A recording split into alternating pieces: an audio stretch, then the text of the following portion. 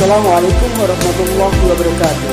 PPL PBG ke-8 dalam jabatan 2 tahun 2022 Universitas Negeri Malang oleh Slamet Suparman, dosen pembimbing Dr. Agung Binano MM, Guru Pamong Aurel Soleh SPD MM, dengan tema menganalisis penggunaan pembayaran non-tunai e-money. Selamat menyaksikan. Assalamualaikum warahmatullahi wabarakatuh. Selamat pagi. Apa kabar? Luar biasa. Bapak PDB? hebat. PDB? Wah, mantap. Anda untuk semuanya. Alhamdulillah, segala pujian yang milik Allah SWT.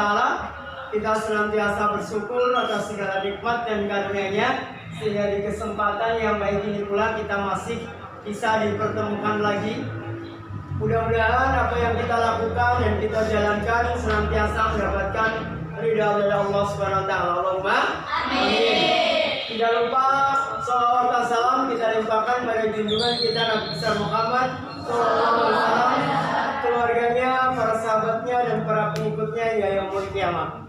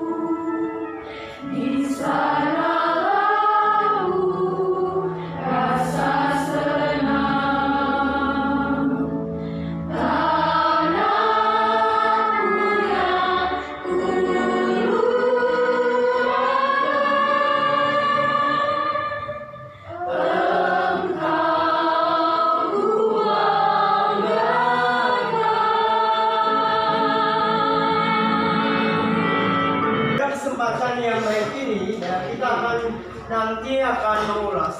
Dan sebelumnya bahwa memang di setiap kegiatan ataupun transaksi yang dilakukan, baik transaksi penjualan maupun transaksi pembelian itu banyak berbasiskan kartu. Ya. Karena apa? Memang sekarang ini semua kegiatan-kegiatan yang dilakukan itu adalah menggunakan basisnya kartu, sehingga banyak memungkinkan kalian itu tidak memerlukan uang yang dibawa. Artinya apa? Karena memang sudah banyak yang tergantikan dengan kartu tersebut. Ya, sekarang nanti akan kita pelajari kalau yang dulu kemarin ada kartu debit sama kartu kredit, ya, dengan mesin edisinya. Kemudian kita untuk yang pada kesempatan ini kita akan belajar menganalisis penggunaan pembayaran non tunai tapi menggunakan e-money. Ya, nanti akan kita ulas bagaimana itu e-money dan sebagainya. Ya, sehingga kalian akan paham dan mengerti untuk penggunaan e-money tersebut. Ya, oke. Sebelum kita lanjutkan, ya, nanti akan saya bagikan LKPD-nya. Ya.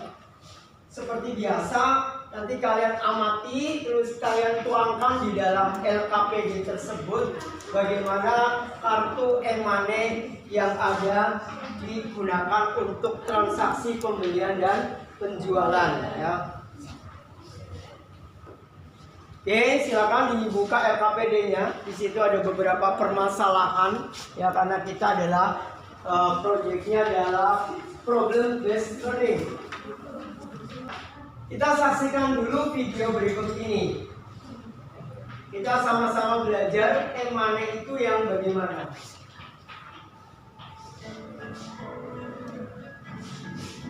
Soal bagaimana nggak bisa di depan gerbang tol atau di parkiran?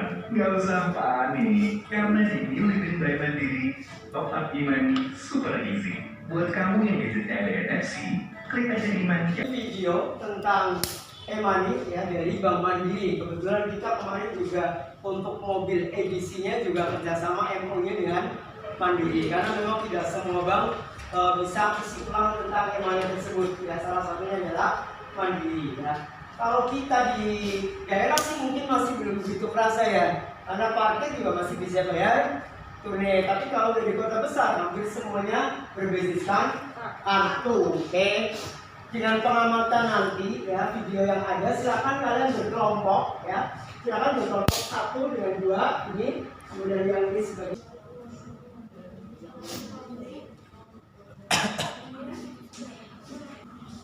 Oke, silakan untuk masing-masing anggota kelompok aktif dan silakan semuanya berpartisipasi ya untuk kelompoknya. Nanti akan diambil kelompok yang terbaik. 1, silakan kembali ke tempat duduknya sendiri ya. Kita akan bahas bagaimana untuk pembayaran non tunai yang berupa e-money. Apa itu e-money? Ada yang mau baca? Yang pojok? Silakan, yang keras suaranya. Kelihatan? E-money adalah alat pembayaran yang memiliki nilai uang yang tersimpan secara elektronik dalam suatu media server atau chip. Oke, berarti dia sebuah alat pembayaran. Di situ ada nilainya ya, karena biasanya dia deposit di situ ya. Oke, tersimpan secara elektronik dan dalam satu server atau chip. Ini salah satu tapi bukan e-money. Ini adalah tiket untuk kereta ya. MRT dan KRL gitu ya. Jadi salah satunya ada 2 sih, 2 kartu. Kebetulan saya nggak buang, jadi ada manfaatnya ya. Salah satunya semua pakai fasilitas kartu ya.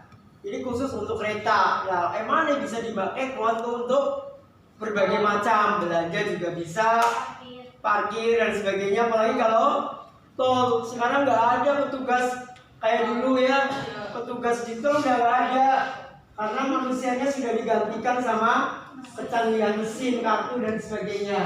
Oke, ada yang bisa bahkan Dana. Sekarang kan Dana lagi ngetren, semua pakai Dana gitu, gampang katanya, biayanya murah gitu ya. Tapi tetap ada biaya karena memang bikin kartu dan bikin sebagainya juga perlu biaya dan sebagainya. Itu ada produk-produk dari salah satu banknya ya, link aja dan lain sebagainya, tinggal di-linkkan aja. Nanti pembayaran yang mau pakai macam-macam. Contoh kalian berbelanja atau kalian punya dagangan di Shopee ya, di Lazada itu tinggal pilih mau bayar pakai apa ya. Bahkan ada yang kebanyakan sih kita pakainya COD gitu ya. Apa tuh COD maksudnya ya? Karena biasanya orang beli barang pengennya ngerti dulu baru bayar. Sekarang online-nya seperti itu, maka yang namanya COD. Tapi ada beberapa barang yang nggak bisa COD, benar nggak? Ada. Bahkan kalau transaksinya lebih dari berapa? 2,5 ya atau 5 juta, itu nggak bisa diproses pakai COD.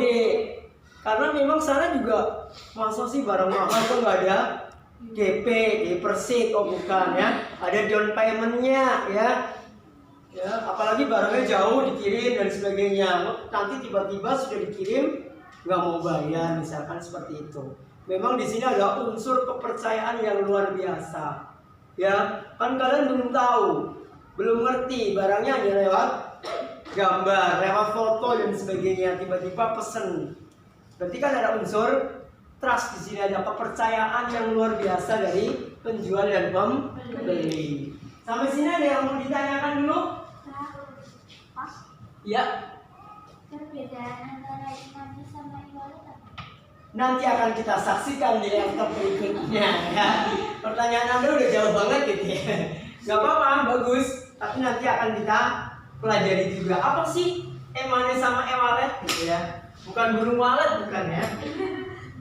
Oke, coba kita simak yang satu ini dulu. Coba kita lihat nih. Oh, hampir semua.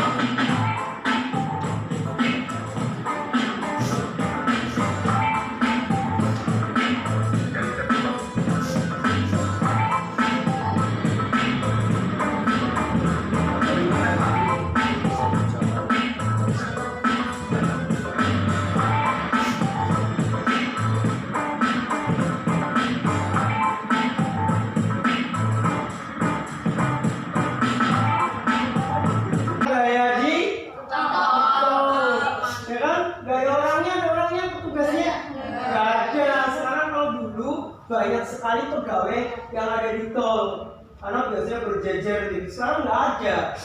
Kok bisa bayar ya? Ada apanya di situ gitu ya? Ternyata memang cukup ditempelkan. Yang penting ada saldonya. Loh, kalau misalkan nggak ada saldo gimana Pak? Saya udah terlanjur di tengah-tengah tol gitu ya.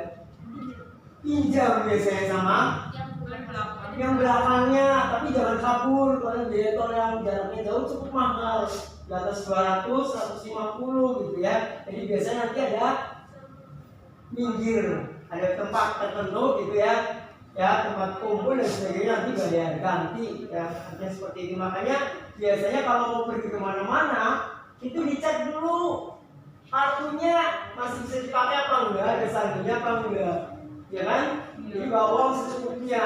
Jadi saat itu orang yang bawa duit banyak kayaknya nggak ada harganya ya, karena memang belum dimasukin ke sistem ya. Jadi jangan kaget, mungkin kita kan di Purbalingga, kalau ke Jakarta kaget, ternyata oh saya nggak boleh masuk ya. Bukan nggak boleh masuk, ternyata kalian cuma bawa uang tunai malah nggak diterima, karena memang nggak ada petugasnya yang ngasih kembalian. Terlalu lama nanti, apalagi di tol ya, udah pakai tol aja macet, apalagi pakai yang umum. Oke, itu adalah. Nah, ini pertanyaan kamu ya. Ada di sana? Ya, ternyata ada juga. Saya udah antisipasi. Ya, pasti ada yang nanya. Apa tuh perbedaan e-money dan e-wallet? Silakan dibaca Mbak yang tadi tanya. Pertama. Bahkan yang keras suaranya ya. Elektronik atau e-money adalah alternatif elektronik untuk uang tunai. Ini adalah nilai moneter yang disimpan secara elektronik pada saat penerimaan dana dan yang digunakan untuk melakukan transaksi pembayaran. Sementara itu, e-wallet atau dompet elektronik adalah nilai uang tunai yang disimpan pada kartu, telepon, atau perangkat elektronik lainnya. E-wallet ada yang sifatnya bisa di-top up ulang, ada pula yang hanya bisa sekali pakai. Artinya ketika nilai tunai di dalamnya telah habis, maka e-wallet tidak dapat lagi digunakan. Oke, itu perbedaannya diantaranya adalah itu ya. Menurut laman dunia berarti uang elektronik di e-money alternatif elektronik untuk uang tunai sebenarnya. Jadi nggak usah perlu bawa, tapi cukup satu kartu ya, cukup satu kartu di dalamnya isinya berjuta-juta. Kok bisa Pak? Dari mana itu satu lembar? Kan karena datanya ya.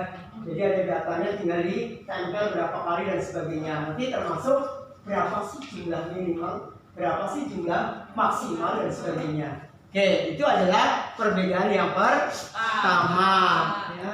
Oke, ternyata ada yang kedua, bentuknya. Silakan San, nih dibaca San, bentuk e-money. Bentuk e-money chip based kartu, e-wallet server based aplikasi. Oke, nanti kalau e-money bentuknya seperti ini kartu, tapi e-wallet adalah aplikasi.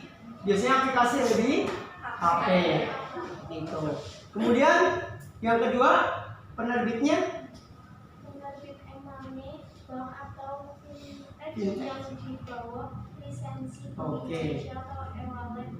Kalau e-wallet adalah fintech aja ya. Jadi kalau e-money itu yang mengeluarkan itu bank.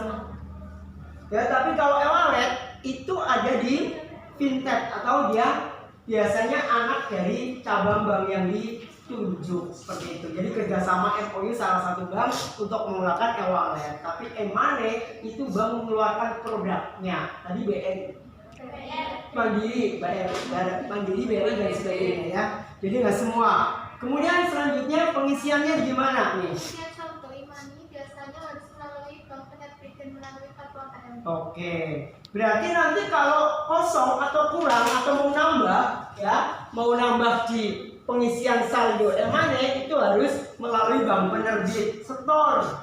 Ya, kalau memang menggunakan bank ayah, dia setor dari bank atau melalui kartu ATM kan tinggal di transfer. Selanjutnya E-wallet bisa yang keras e-wallet bisa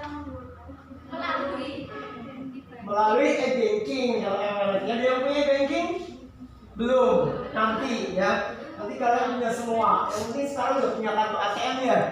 Oh belum juga ya, nggak apa-apa, nanti kita sama-sama coba buat untuk kartu ATM. Oke, silakan kegunaannya lanjutnya, perbedaannya ya.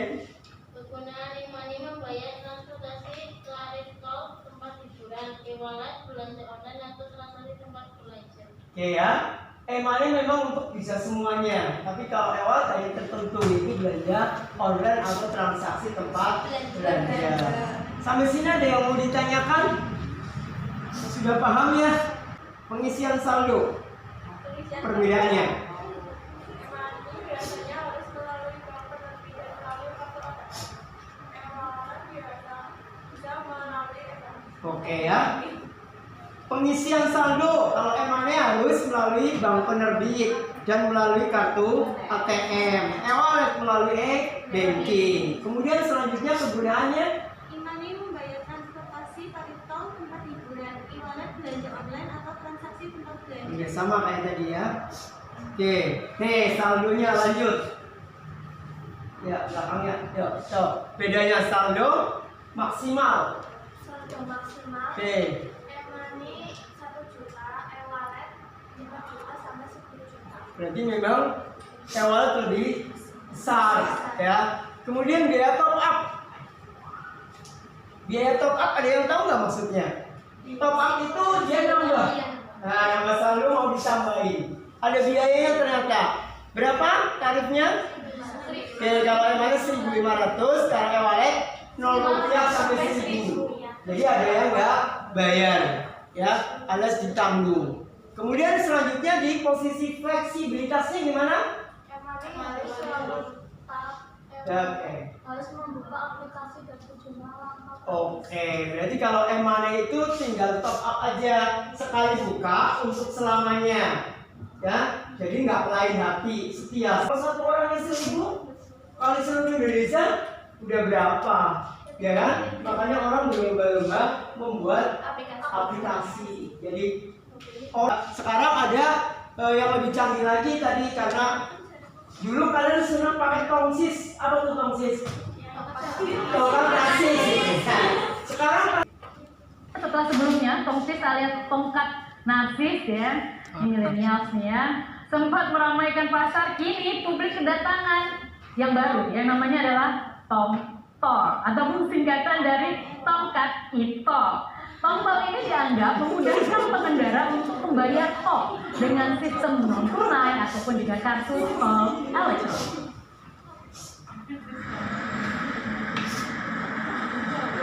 Jelang diberlakukannya aturan pembayaran non-tunai 100% di jalan tol pada Oktober mendatang, muncul sebuah inovasi bernama tongtol atau tongkat e-tol. Bentuk, cara mengoperasikan, dan kegunaannya mirip dengan toksis atau tongkat narsis. Pengemudi cukup memasukkan kartu tol elektronik pada tongtol dan mengeluarkannya untuk ditempelkan pada alat tap. Kayak penjelasannya ada yang mau ditanyakan dulu sampai yang di sini? Cukup? Oke, kalau cukup, nanti kalian presentasikan hasil dari diskusi kelompoknya. Siapa yang mau maju dulu? Yang belum mana ya? Ya, sekarang maju. Assalamualaikum warahmatullahi wabarakatuh. Waalaikumsalam warahmatullahi wabarakatuh. Kami akan mempresentasikan hasil diskusi kelompok kami. 1. Dalam bertransaksi pada saat sekarang sudah sangat sering menggunakan